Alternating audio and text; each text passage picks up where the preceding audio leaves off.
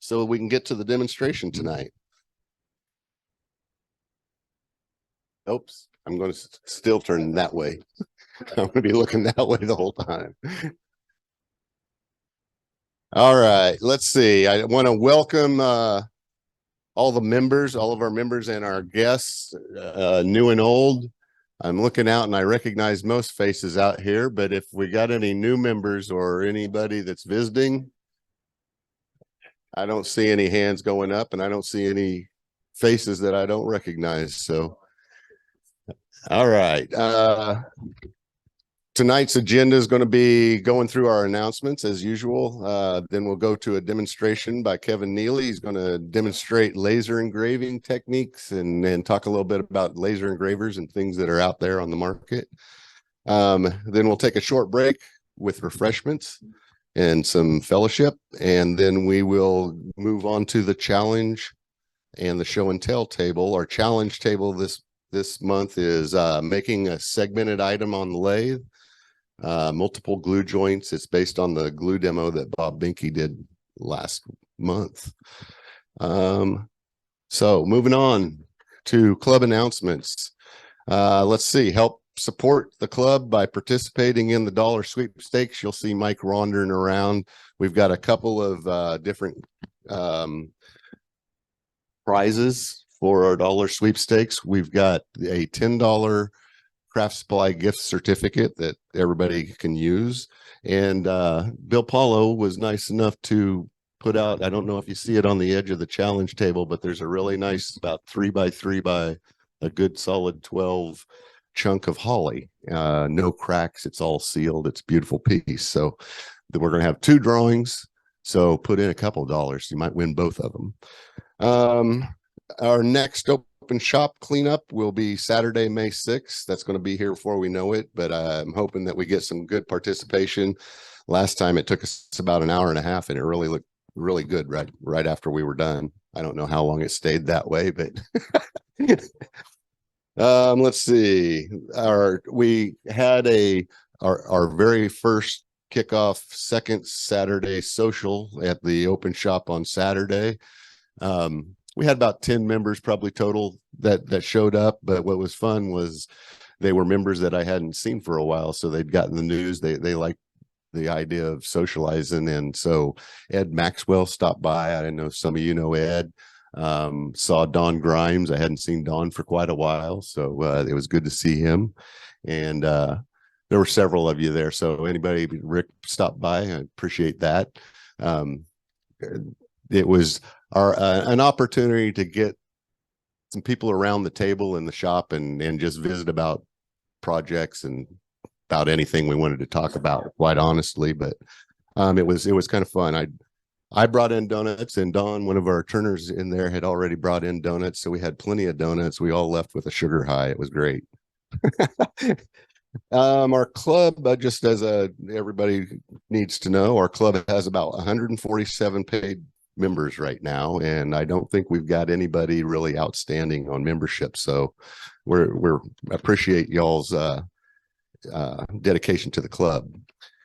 As usual, I'll tell you that locating information on the club, I keep looking over here for the camera. I'm looking at the drill press. I'll wave at the drill press. The KCWT website is the place that I would suggest going. That's kcwoodturners.org. It's the best resource if you want current information. The left-hand column, if you scroll down through there, you can find about anything. Also, the wood chips is on hold right now. So what you'll want to do is look for information when Kevin sends out the mailer on the next demonstration. He'll probably have some notes in there if there's anything pertinent that we need you to have information on. And always you can look at the videos, the YouTube videos of the club meeting, and get through the announcements there if you want to see them and just read back through them. And if you need any other information, you can locate one of us board members, and we'd be happy to try to get you answers. If we don't know it, we'll find it. Let's see, some new ideas from our membership. Mike Erickson, I wanted to let everybody know, is our newest board member at large board member, and I appreciate him being back on our board. He's been there before, but he jumped in to kind of fill a vacancy that we've got going there, and he got right to work. He, with the backing of the board, has initiated a KCWT members memorial. It's going to be a scholarship that we will provide for in recognition of members that have passed, both recent and probably names on there that some of you won't know, and names on there that some of you haven't heard for quite a while. So he's working on a plaque to go or to put the names on, and the board's going to provide the scholarship money initially, but we also have created, Kevin's created an area. It's under the membership header or tab on the website, and it's a pull down, and there's an opportunity to donate if you'd like to donate towards that scholarship fund. Mike also created a simple application that I don't know, is it posted already to the website? Maybe. What are you talking about? It's on the website. So the application is posted. Okay, so it's posted there. If you be interested, it's got a couple of quick questions, and it's really a simple application. But if you're interested in applying for the scholarship, probably the first one that we'll be introducing or creating a scholarship for, the first class will be a spindle turning class that Anthony's going to have probably in the summer, early fall time frame. So nothing right away. Let's see. I told you about the second Saturday social event. There will be another one on May 13th. That's the second Saturday in May. Started around 9 a.m. By 11 a.m. people were starting to filter away. So I wouldn't say it really goes 9 a.m. to noon. It's probably 9 a.m. to 11 a.m. or so. But it's meant to be a time to come to open shop just for the camaraderie and for the donuts. Might substitute something besides donuts. They were awful sweet. And just so you know, if you were planning on coming in with a project on those Saturdays, that's not a problem. We want you to be able to turn so it does not impact your open turning. Okay. Excuse me while Okay, we do have some help we need. We've got our club is always looking for demonstrators. If you have a project to demonstrate, see Mike Thomas. We got, I think, demonstrators through June, but we're the other half of the year, we may have to get inventive if we can't get some folks to step up and demonstrate. We're also still seeking a member to be our club secretary to fill Sean's position. So big shoes, but I'm sure the board will back anybody that would be willing, and will help you ease into that position. Let's see, we have a few additional shop openers that we need. If we don't get those filled, and if it becomes a problem, I think we're okay right now. But if it becomes a problem, we might have to shut down a few of the days or something so that we can spread the openers that we have a little farther through our for open shop. Let's see. And if you were willing to be a backup to somebody, that's something that doesn't have a lot of commitment. It's just a matter of somebody that if one of our openers couldn't make it, they'd have a number of somebody to call. Right now, we're kind of in a position where if you're an opener and you're not going to make your opening night, we just ask that you call some of the other openers and see if any of them are going to be there and be available, so that we can kind of keep the shop open on the dates that we've been accustomed to here. Rob said he's not doing bad here because he usually has Phil to help him out. But if there's an opportunity that we need some backup or something on the cameras, Rob's always willing to get some extra hand or two. So if you're interested in doing that ever, or if you see a need if Phil can't fit that position or can't be here for some reason, consider stopping by and helping Rob out by maybe manning a camera, or he can come up with something for you to do, I'm sure. And I guess if you're interested in helping out, just talk to me or talk to one of the other board members, and we'll see what we can do to get you started.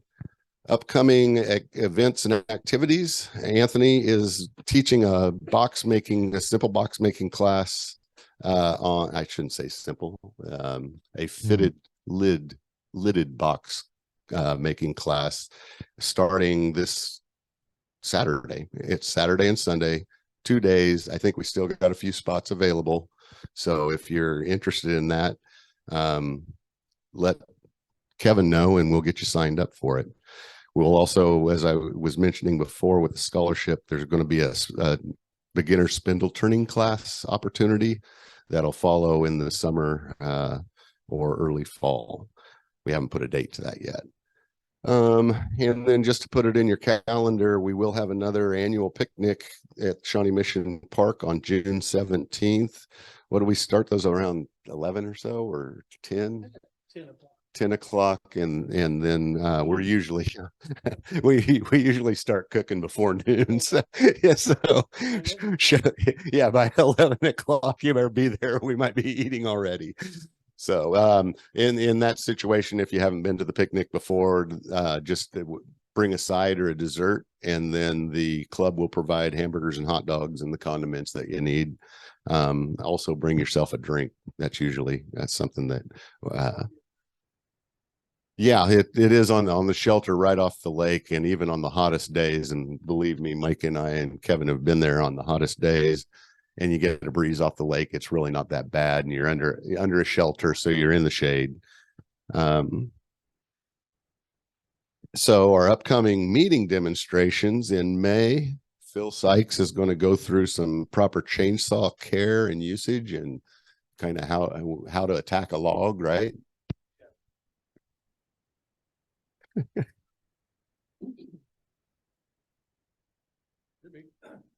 I'll tell you in a minute. Okay. All right. I'll let him announce that when he's up here with our safety minute. June, Mike Erickson's going to teach you how to turn an angel.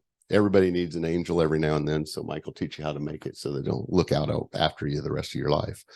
And then July, we're still going to, yet to be determined. It could be you. Think about that. All right. So with that, I'm going to go to the safety minute for this month. Phil's got a little bit of just a short little video, I think. And yeah, we got a video in just a minute. Next month, we're going to talk about some chainsaw maintenance, how to hopefully not cut yourself while you sharpen your blade, and some different ways to get some interesting grain in your projects. But tonight, we're going to talk about exothermic reactions for tonight's Safety Minute, and thank you to Don Frank and a few other people who brought this video to my attention. We're going to roll this video real quick, and there's no audio, so I'm just going to talk right over it. How many of you have ever used linseed oil or any other type of oil on a project? How many of you threw that rag into the trash? Do you know what happens if you throw it into the trash, or what can happen? If you watch this video here, hopefully we can get it going. It's a flaming trash can right there. So this is a great video. We'll hopefully have the info up in just a second, but it's a YouTuber woodworker named Bourbon Moth, and he actually did some tests with straight linseed oil, boiled linseed oil, and then another type of linseed oil product in a couple different scenarios. And after about 12 hours or so, he had 3 different fires going in his shop intentionally. But this video right here, this person is actually a shop in Boston where no one was here in the middle of the night. It caught on fire, and luckily someone was actually coming to the shop at midnight for who knows what reason why, and was able to put the fire out. But an exothermic reaction is when a reaction occurs and heat is created, and heat and paper products don't always go together. And he was actually surprised that it went from, you know, the trash can being maybe about 100 degrees ago or so, 120, to suddenly being in flames. So I encourage you to check this video out. Do we have the info on the video? Next slide, maybe. Get your phones out. You can take a picture of this. It's called "I Tried to Burn My Shop Down," and the YouTuber, his name is Bourbon Moth. I actually forget his real name, but he's a really nice guy. He puts out good videos, and I would encourage you to snap the video, search this on YouTube. It's about 30 minutes, but if you just watch the first couple of minutes and maybe skip to the end, it'll give you some good info on how to keep your shop alive. How many of you have a like an oily rag container in your shop already? Good. If you don't, I encourage you to, or make sure you're using proper precautions when disposing of your oily rags. So if you have any questions about that, let me know after the meeting.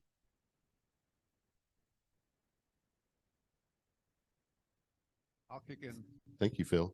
I remember while I was in college, one of the trash cans behind one of the buildings being on fire, and they said that's what had happened. The contractors had thrown some rags in there that had combusted and started a fire. So I know it happens, and that's the only reason probably that I consciously remember it. So watching the video will give you a good conscious reminder that that stuff can happen, and there are ways to avert that. So without further ado, I'm going to turn the table over to Kevin Neelley. You all know Kevin. He's our club treasurer. He has been playing with and manipulating this laser engraver for several years now. So I think he can enlighten all of us on the laser engraver he has, as well as some other opportunities that are out there. So Kevin, thank you. Am I on? Can you hear me? Okay. Well, hello, my name is Kevin Neelley. I've been a member here for a long time, and I've been playing with laser engravers for a couple of years. One of our other members, David Stallings, got the first laser engraver. It was identical to this. He got it for $100 on eBay. I thought that was great, and he regaled me with all the different things he used it for. And so I had to have one. And so I bought one. It was $110 by the time I bought it. And that was over 2 years ago. Now they're about $150. They're still not much. They're very small. They have a 4.5 inch by 4.5 inch footprint that they'll laser engrave. So it's not very big. But the reason I liked it was because I didn't need anything bigger than that. I thought that I would use them to make little medallions for Irish Fest. I made hundreds and hundreds of those for the last few years. They're really pretty fun to make. And what I would do is I'd get a graphic off the internet, use Google, and get a Celtic knot. And I would print them on little discs that I bought on Amazon. And like I say, I made hundreds of them, hand colored them. It was a lot of fun. And then I decided that I would try my hand at engraving bowl bottoms. There was some bowls that I had that had really dark wood on the bottoms, and I couldn't just use my black Sharpie and sign it because it wouldn't be very visible at all. So I thought that I would try to see if a laser engraver would make a more visible, sign, indication of my name and the bowl number, any other information I wanted to put on the bowl. So that's where I got started. And I've been doing that just for a few months, really. About that time, I mentioned it to someone on one of our Zoom meetings, and they convinced me that I should come and do this demonstration. So I'm going to show you some of the things I've done. I'm going to show you how I used this laser engraver for $110 and how to easily engrave the bottom of a bowl like I did. I'll pass around a few bowls. Could you step up and grab this one, pass that around? And then, oops, could you pass this around too? And there's something else I want to pass around. This is a little sampler I did. It's always a good idea to print something out on something that is not a bowl before you get started, just to make sure it turns out right. But this is just a sample plaque that I made just to do the first printing. So this little item right here, $110, come with its own software. The software is about as easy to use a software as you can get. It's not something like Lightburn or that would take weeks to learn how to use to its potential. This software, I think the questions I had, I asked David Stalling. He clued me in about 10 minutes how to use it. It's really easy. It's a single page. I'll get it started and I'll let you take a photograph of this as I use it. Not yet, in a little bit. I'm going to show you how I set it up. Okay, a bowl bottom. I make this plate, and this hole is the size that I shoot the laser through to the bowl bottom. And this takes care of about 90% of the bowls that I make. I set it as centered as I can. You don't have to get it perfectly centered because the software will actually center it. Finally, put the laser on top. These little pieces are on there. In case I turn the laser on, I don't want you guys to get an eye full of laser. I don't really watch the laser.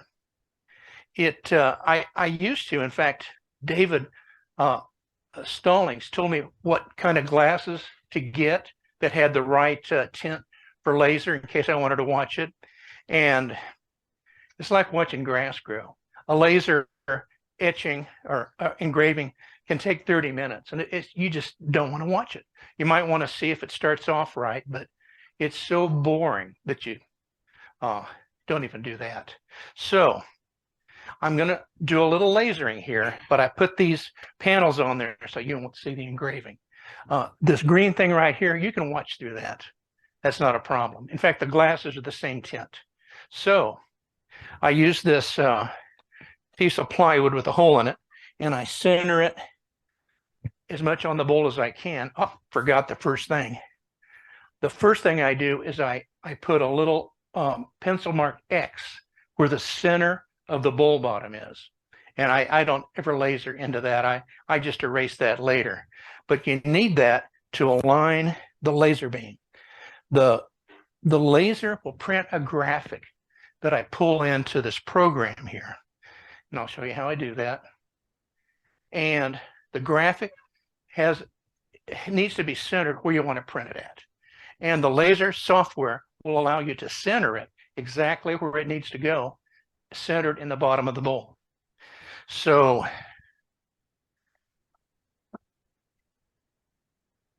I think I mentioned before, most of the things that I did with the laser engraver before were graphics that I got off of Google. They're line drawings of Celtic knots, and I didn't want to do that for the bottoms of bowls. I mostly wanted to use handing my signature and some handwritten stuff so it wouldn't look like it was machine made.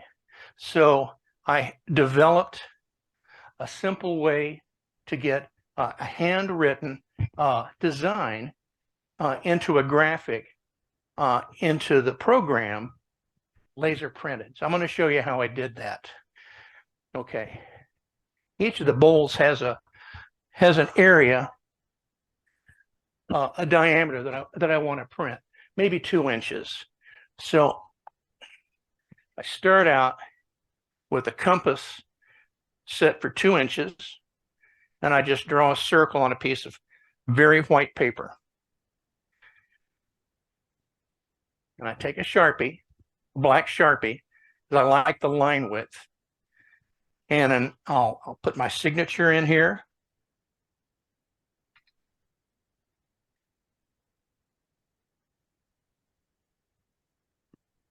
And so far, I got more room I can use. I can put my bowl number in there, or I can put my website name, and I'll do that, which is www.kcwt.org. www.turnedwood.com.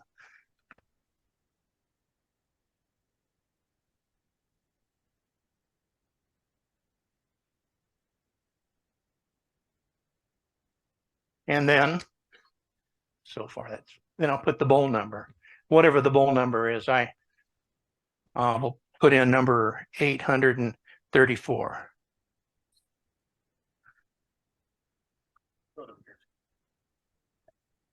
There we go.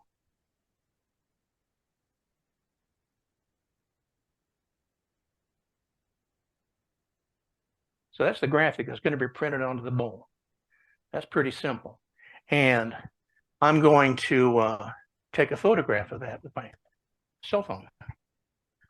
And you really need to have good light because you want the cell phone photograph to be as white as possible.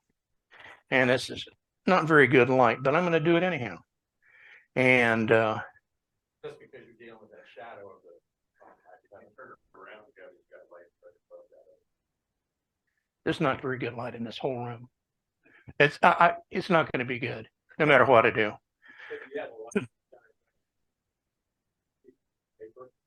That would be helpful. That'd be helpful. Almost anything would be helpful. But fluorescent lights, they're just not the best thing. But it's not going to be bad. I'm gonna show you kind of what happens. Okay, I took the photograph, and I'll show you the photograph that I took.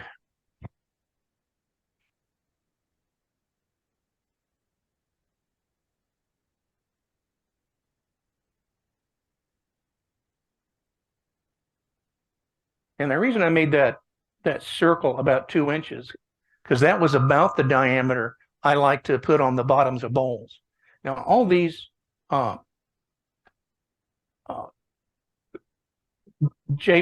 are going to be graphic files, they can be made a little bit bigger, a little bit smaller. You can size them for whatever bowl you want, and you can edit them. I'm going to be using Paint to do that.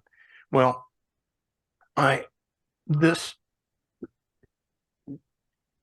graphic, this photo, I'm going to send by email to my email account, and it'll come to me as a JPEG. That's a kind of a graphic file format. Okay.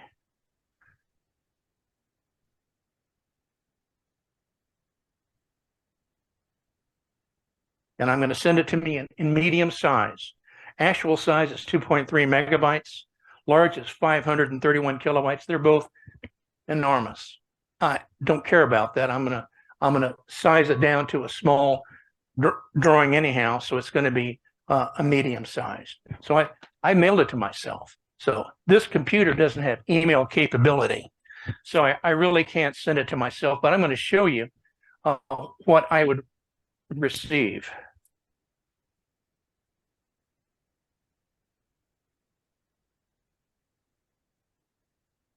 Something like that. Now,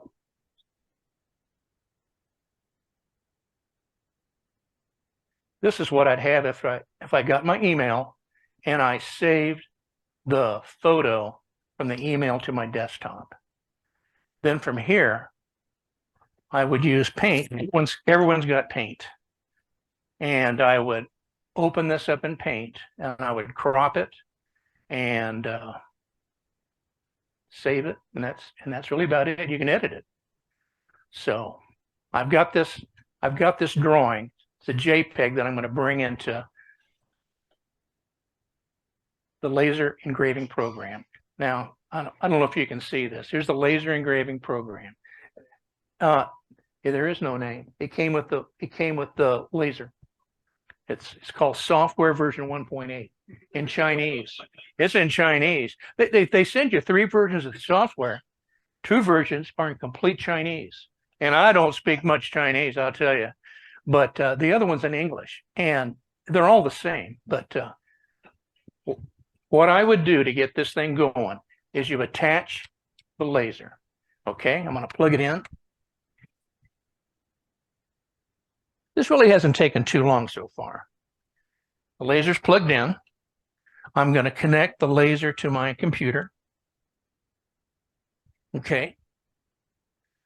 The laser program, version 1.8, wants me to attach that. So they're talking now.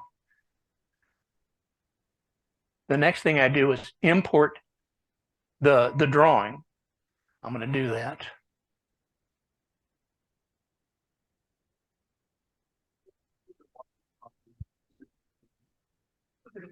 Wow, I never thought of that. Okay. The drawing is now in the laser engraving program. And that's the wrong size. You have to size it. And how to size it, how big do you want it? Okay, let's say I made it for this bowl right here. It is 1 5/8 inches. So I would type in 1 5/8 inches to this program and it will size it. 1.675. Okay, thank you. Okay, now the graphic looks bigger. And it's ready to print, except it's not zeroed. I have to make sure that this graphic prints exactly in the center of that bowl. And the way I do that is, maybe I'll turn this around again. There's a little icon here that says locate image center. I just click on that. The laser went to the center of what it thinks the image is. And I'm going to look on the screen. I'm going to look on the laser, and it's about that far off. And the laser program will let me center everything. I'll just hit the left and right buttons. And you just have to assume that the light from the laser is right in the center of my little pencil mark on the bowl. At that point, I can click start. It'll start lasering. And it'll take about 20 minutes, 30 minutes for this graphic to laser itself, engrave itself on the bottom of that bowl. And it does a pretty good job. Oh, almost forgot. The laser has intensities. This laser is a 300 milliwatt laser, which means nothing, except if you want a laser that'll cut wood, 300 milliwatt don't do it. But for actually engraving a nice engravement on a bowl, you can use half laser power to do that. And that's 1500 milliwatt. And there's an area on the laser engraver software that lets you set the laser power and lets you set the depth of engraving. So I forgot to do that. And then I'd hit start. If I would have done that and not done it and hit start, you can hit stop. So you can start all over again if you want. Okay, so the depth of the engraving. It does. No, you just have to figure it out. What works the best. Now, you're going to engrave African blackwood cabinet versus aspen. How does it? well, it can't possibly know, Rick. It can't possibly know. So what you have to do is you have to figure it out. You have to figure it out yourself. And that's another reason to make samples, see what it does. Now, you can laser it again if you haven't lasered it enough. And I'll tell you why you might want to do that. On this bowl right here, I decided that I wanted to insert some color into the engraving. So I on this bowl I lasered it 3 times at full power, and I got a depth of cut that was I think about a 32nd of an inch. So I was able to put in some colored putty in that to and it's because the wood was real dense wood. It was oh God, what's not African blackwood. It's now I forget what the wood is, but it's very dense and very black. And it took 3 lasers, cuts, etchings right in a row to get the depth I wanted so I could inlay the holes. And another interesting thing, I found this out. If I would have done this 4 times with the same power setting, it would cut right through it. But this is just cheap plywood. I bought this plywood from Amazon for $10 for 50 sheets. That was cheap, but I got this for just samples. And I'm gonna print one in a bit so you can see the thing in action. You could, but you'd have to sand it out. Yeah, like if you did something stupid like put the wrong bowl number on, yeah, you'd have to do that. That's the nice thing about a Sharpie. If you just use a Sharpie, you can take that off real easy. But lasers, you got to be really sure that it's right. Yeah. No. Once you're lasering it, once the engraving is started, you're stuck with it. I mean, you can stop it and sand that off. But if you have made a mistake you didn't find out about till it was all done, you'd have to sand it off.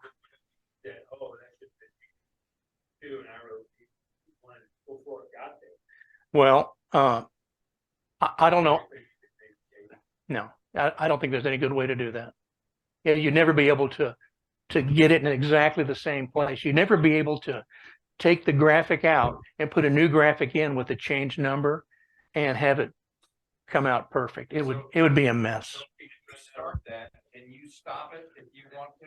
You sure can. In the middle process. You sure can. So back to Mike's question, if it hasn't burned it yet, you stop it.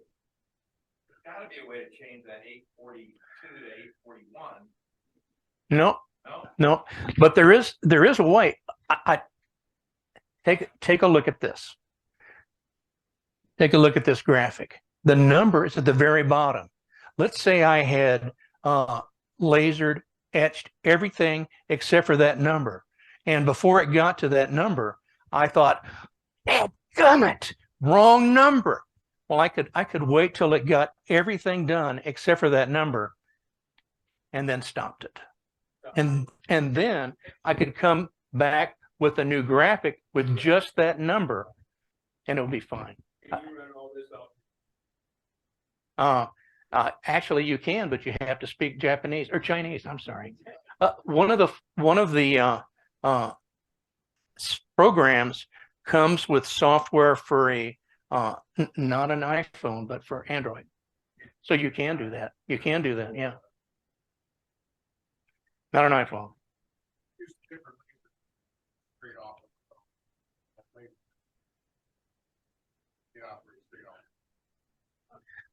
But if you just have the laser going at half power, it does a really, really good job of laser etching. And you wouldn't have to sand off too much to start over again. If you do a second time or third time, as long as you don't move anything, you're good. But I think if this thing gets knocked or If you get it knocked, you're screwed. Yeah, pretty much. But you can't really see it going right now. But when I have this in operation, it doesn't shake at all. The motion of the laser is very quiet, and it's very it doesn't shake the whole mechanism, so it doesn't walk or anything like that. So you could probably laser it 3 or 4 times, 5, 6 times if you really wanted to.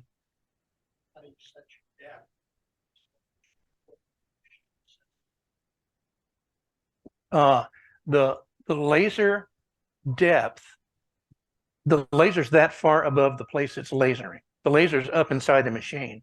So it's if you have something that's very different than where the foot of the laser machine is, you can adjust the focus of the laser. Say you have something way up inside or way down below the foot level of the laser, you know, like way down. It'd have to be pretty far. A 1/4 inch, I wouldn't worry about it. But if it's half an inch or an inch, you'd have to readjust the laser. I've never done that. I've never adjusted the laser. Self-focus? No, but it has a wide focus. Might not be like for the depth. It, Like 3/8 of an inch to half an inch or something, that would be perfect, but more would be blurry. well, it's not optical. It's a laser. So I imagine it would laser anything within a half an inch just fine. Just fine.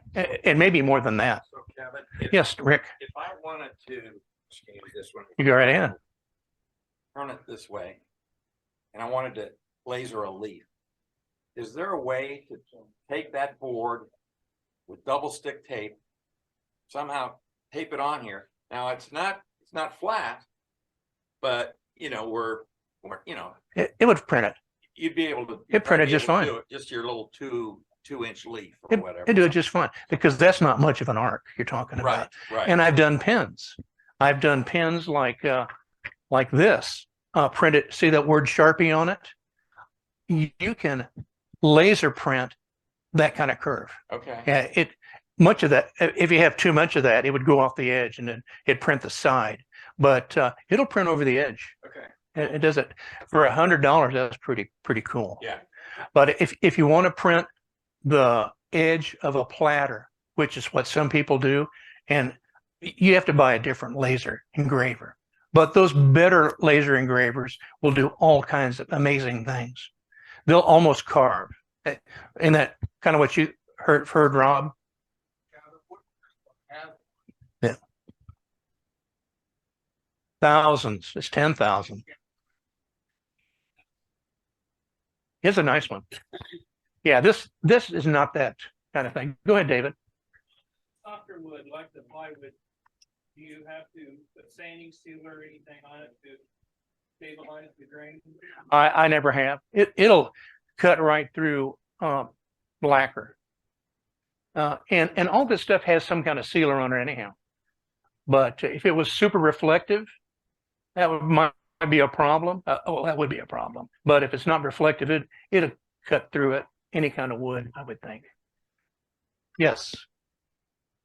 You might go down to the main Johnson County Library on 87.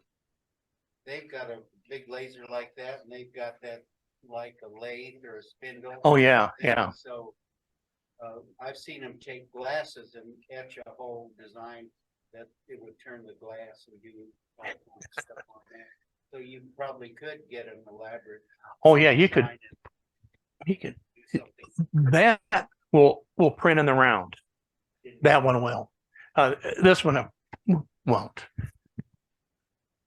Yeah, it's $13,000. Yeah. What else I want to talk about? Have you all seen the stuff I passed around? Okay, I'm going to laser something. A little sample on this. You can see it in action. Okay. Yes. Yeah.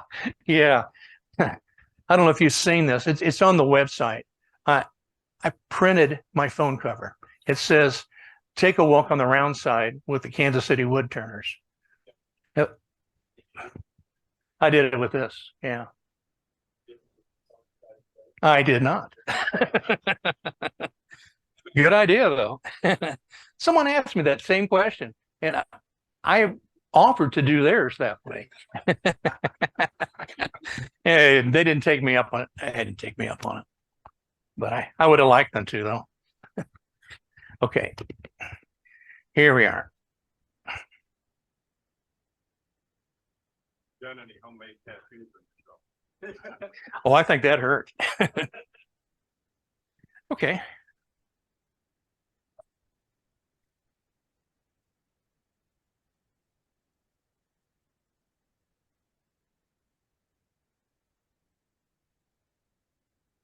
I'm going to make sure it'll print what I think it's going to print. Okay, it will.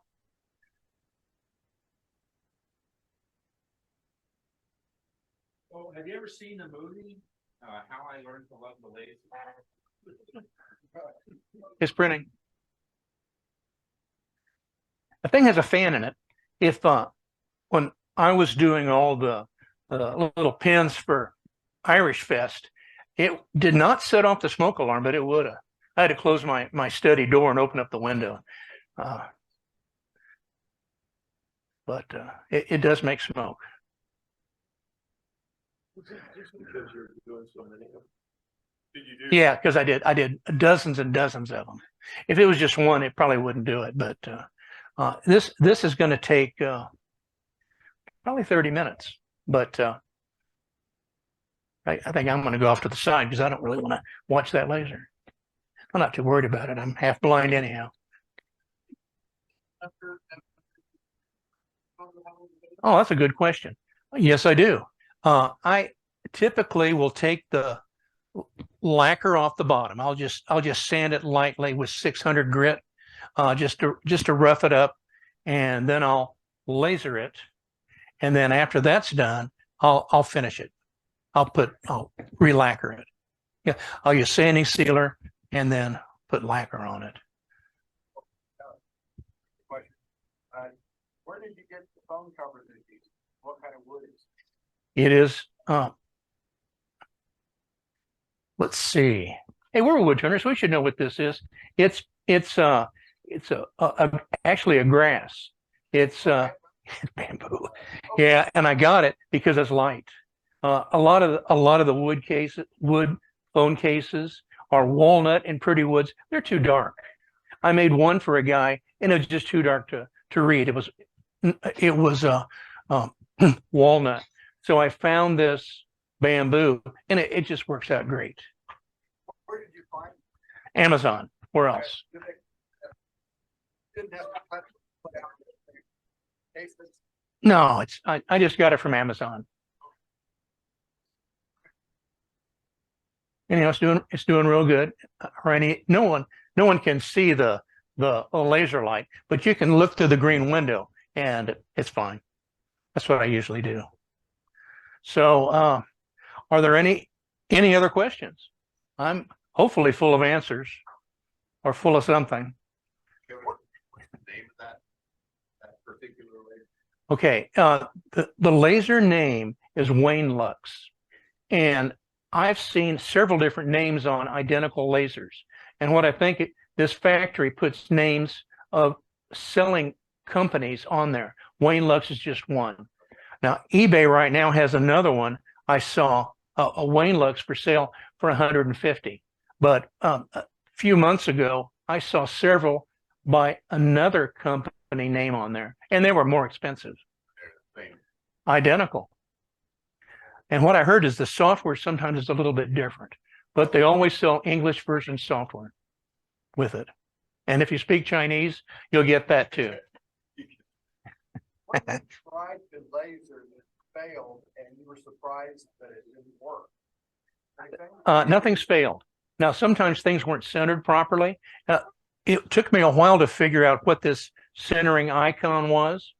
And it doesn't always work exactly the way you think. If you want to laser something exactly inside a 2-inch circle, that's a bad idea because it's going to be a little bit off. You should laser something inside an 1.7/8 circle. That's okay. Give it some clearance. And if it's a little bit off, it's going to be okay. But I've never really had anything that didn't turn out fine. I had things that turned out, wish they would have turned out better. And one of them was when I lasered that one test. I lasered 3 times and filled it with colored not artist putty, but it's putty for crafters. It's real thin stuff. And yeah, it's really a lot like Milliput. You put it in, you let it dry. It looks like rubbery plastic. And then when it dries, you sand it. And what I found happened was it stained the pores. I sanded it a lot. And the more I sanded it, the more the sand got into the putty. That could have been better. But the actual laser engraving went perfectly.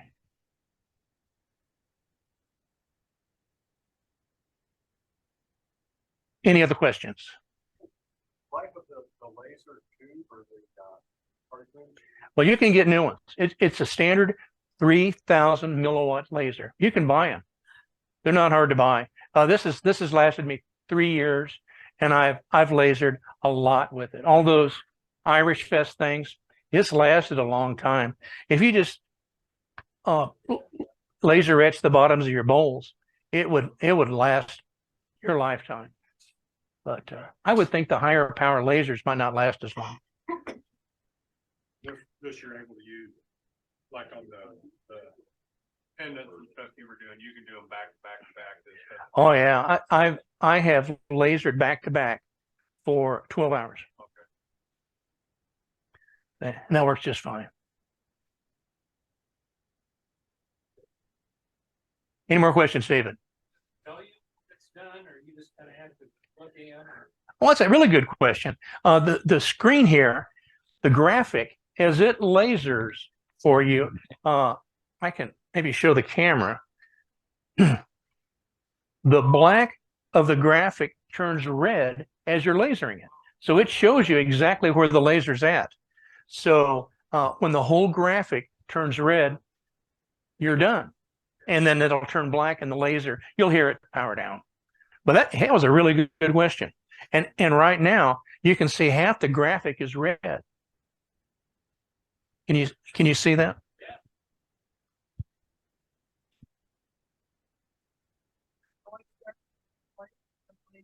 It starts at the top of the graphic and works its way down. You can't choose where the laser goes. A couple things you can choose. You can choose the location where it lasers on the screen. That's where it starts lasering here. But it always starts from the top and works its way down.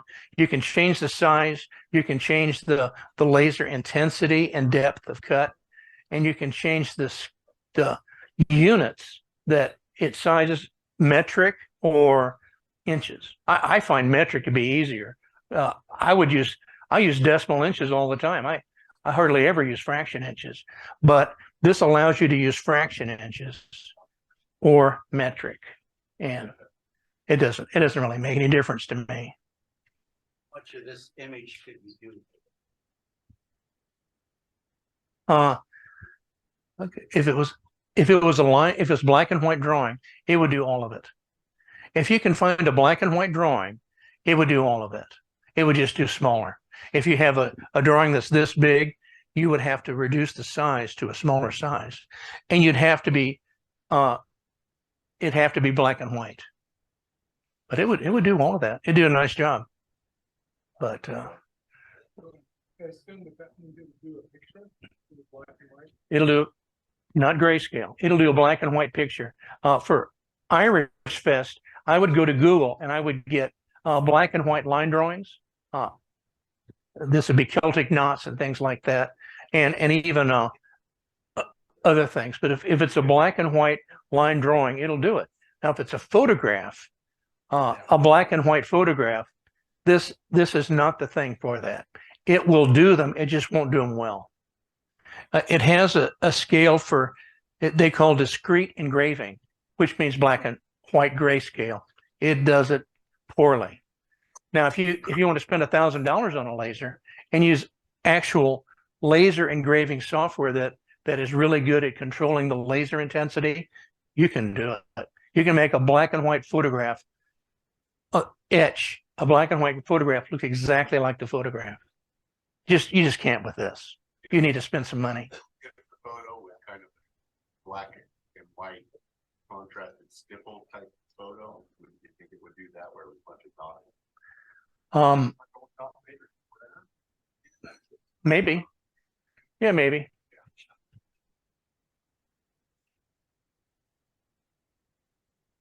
Well, we're over halfway done, and it's been 5 minutes, 9 minutes. Lasers affected my eyes. It's been 10 minutes. So it's going to be about 16, 17 minutes to be done. So that's not too bad. How long did it take you to make one coin for the artist? Well, about 12 minutes. Each coin had a different graphic on it.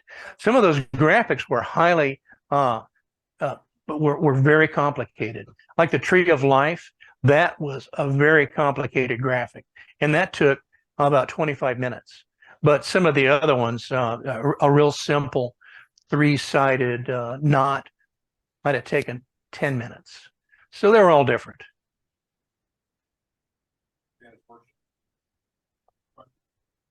Oh, I like that one. That was one of my favorite. That wasn't off Google. I actually had to put the Christmas tree in it, but that took about 20 minutes. Yeah, Santa's Workshop. I made little discs for Santa's Workshop for pins for the kids.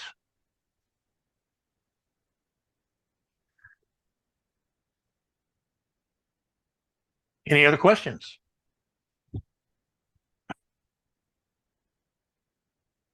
Am I going over? No, you're fine. Okay. If there's any other questions, ask Kevin right now. But, I have a question. go for it. Would you do it again? Would you do anything differently? Yeah, as the laser and software and all that. Oh, I do it again. Yeah, I've had it for so long. In fact, doing the bottoms of the bowls is something I just started not that long ago, just a few months ago. I think 3 or 4 months is when I did the first one, and then I did one and it turned out good, and then trying to figure out how to do this freehand drawing file, how to do it well, and I finally figured out how to do it with the doggone phone. That was easy. I thought it was going to be really hard. The secret is to take the whitest photograph you can. If you take a photograph that has shadow in there, when you bring it to paint, it won't be white, and anything you do in it will show up. But if it's very white, like if you erase things, it won't. It'll just dissolve it. If the drawing is not white enough, you can see everything you do. So the secret is to have it real white. So you use real white paper. You take real bright light. Yeah, and then the rest is easy. Better the contrast. Yep. For people who either don't want to invest in, Sure. was brought up that the library has facilities for these kinds of things. And I've gone over to the library and done laser engraving on other items other than bowls, etc. They have a resource person there for you who will help you with it. Actually, they sort of direct it and you say, yeah, that's what I wanted to do. Their equipment is extremely good. Talking $3,500 laser engravers. And you can schedule it at your time. So they, You have to schedule it, don't you? no, you don't. Oh. You can. You can schedule it on their website, or you can call them. If you walk in and they don't have anything going on, the person's really bored, they'll get in. But there are specific, requirements that have to be a Johnson County resident or et cetera. I'm sure they have them all over the city or other library systems. For the bakers. Yeah. Yeah, that's. I have, Yeah, that's. The first one was at 87, Olathe has a really good. That's the best one. That is, yeah, and when you make an appointment there, you get a 2-hour window. I'm sure they've improved on their ability of you learning their software. I think the software is free too. I think if it's Lightburn or some of those other ones, it's free. You don't have to pay for it, and you can. Yes. Gotta be like a JPEG file or something. Well, it's the light burn file. But they also have, other than that, they also have 3D. I don't know. 3D printers, really nice. Machines that may or may not apply to wood turning items, but that you may think of the project in the future. And once again, they have a resource person there who's familiar with the software, what the machine can do, and they'll run you through whatever your choice of item is. I went there probably 2 years ago when they first were going, well, it's right before COVID, I guess. And so I do a lot of wedding bowls, and so the base or the bottom of the bowl is about a 5-inch diameter, where you've got the name and date and a saying that goes around it. Sure. And so my wife and I, we worked on this software for 2 hours and we got it done, and it was nerve-wracking. As opposed to where I normally go, which is Midwest engraving for $20, and they do the same thing. Yeah, they just do it for you. It's amazing. But it is good. I mean, once you've mastered the Keep up. software, Pass that around. That's what it just printed. Well, I had a simpler but dissimilar It's experience. 15 minutes. I did charcuterie boards for people in a different city, and they wanted specific things on each charcuterie board. Each time it was different, so you didn't have the repetition. You had to really sort of learn through the system. By the time I got to the third one, it was like, okay, I've been doing this now. And even though it wasn't $20, you know, in my time, by the time I finished, I felt like, oh, I could come in now and do it on anything I wanted to. So the learning process was also. Effie was a big advocate of going to the base at the library. I know. He did some amazing stuff. Yeah. He took advantage of that. I've used a cell phone app to make a text. My computer at home. Because I don't like to look at my handwriting, and no less, if I check a third of my handwriting, I don't like it even more. And, you know, there's a free cell phone app that I use called Fonto. It's spelled with a PH, O-N-T-O. And it's fairly simple to use, but you can use, it has a library of fonts, probably a couple of hundred fonts. So all the fonts you would want. And then you put it on, you know, in an image, and you can curve it and give it a radius just by eye and make a circular written text. Word will do that. Is word art. That's the function in Word. But you can take a line of text and it can put it inside a circle or any kind of shape you want. It's not easy to use, but it's free. You could export JPEG, right? Absolutely. You would have that contrast, that high contrast. Yeah. That you wanted, and just go right down. Yeah, you could. And I've done that. I can bring up a real complicated bowl base that I did that maybe I can't. This is my shop computer.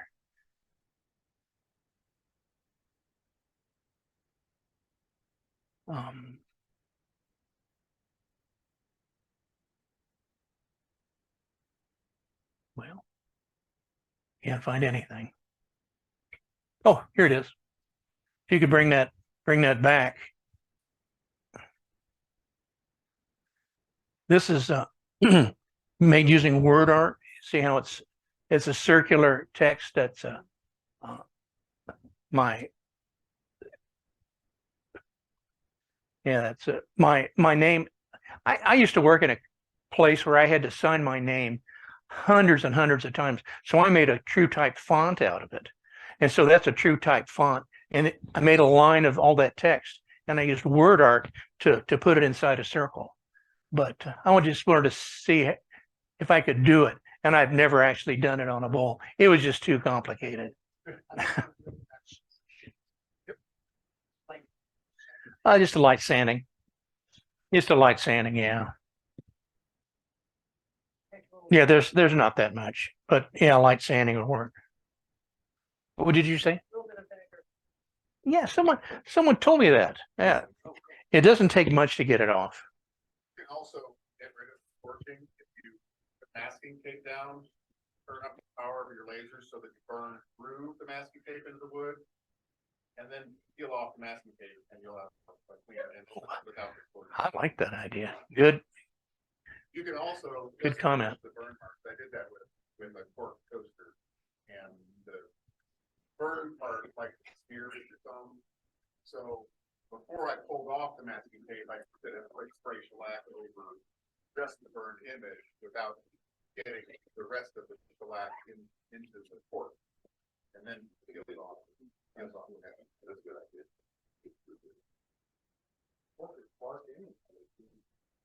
It is. Kevin, I appreciate I'm done. I appreciate Thank you. it.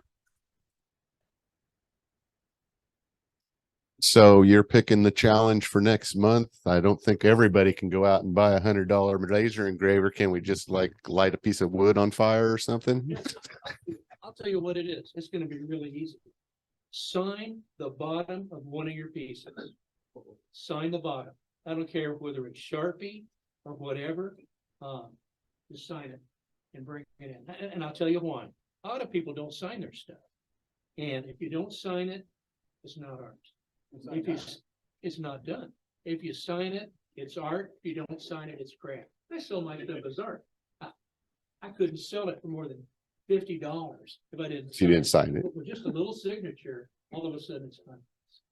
So sign one of your pieces and bring it in. That's the challenge. All right. Challenge, sign a piece, bring it in. That ought to be, we ought to have that table full next week. So, okay. Thank you, Kevin. Thank everybody. Thank Kevin for